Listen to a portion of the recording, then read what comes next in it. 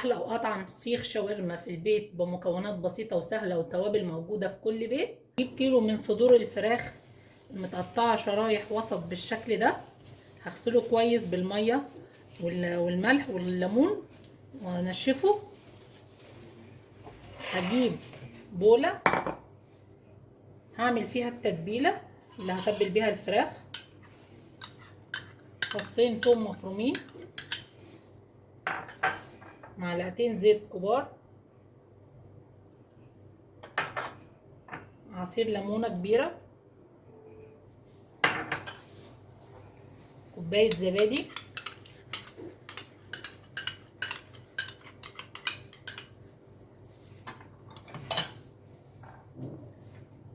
معلقه ملح صغيره،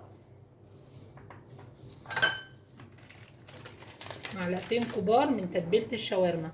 بعد ما قلبتهم بالشكل ده وكله خد من التتبيله، هغطيهم واشيلهم في التلاجة لمده ساعتين او 3 ساعات، ويفضل ليله كامله.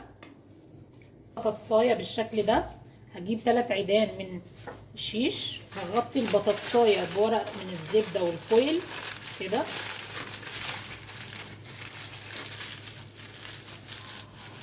بالشكل ده.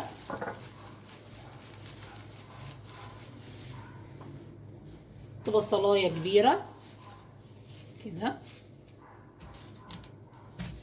ابدا اجيب صدور الفراخ عندي وادخلها برضو بالشكل ده. بعد ما كملت السيخ وبقى معايا بالشكل ده، هحط كمان بصله من فوق. بقيه البصله انا كنت قسمها نصين. واحط طماطم، عشان لو الطماطم صغيره قسمت الاتنين وحطيت. هجيب صينيه فرن واحطه فيها بالشكل ده، وابدا اقفل عليه بورق الزبده الاول كده. بعد ما قفلت عليه بالشكل ده، هدخله الفرن. لفيته بالشكل ده علشان الشاورما تفضل معايا طريه وتستوي كويس. وبعدين لا اخرجه، لما يستوي اخرجه من الفرن، اشيل الفويل ده واحطه تحت الشوايه ياخد اللون الشاورما الحلو. ده شكل سيخ الشاورما بعد ما خرج من الفرن وخد اللون الحلو ده.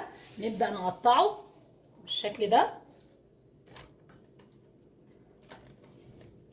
نعمل منه احلى سندوتشات. هنجيب العيش السوري كده بقى بالشكل ده. هدهن توميه الاول، اضيف شرايح خيار مخلل، شرايح بصل، واضيف الشاورما ونقفل كده. هاخده على طاسه او جريل ابص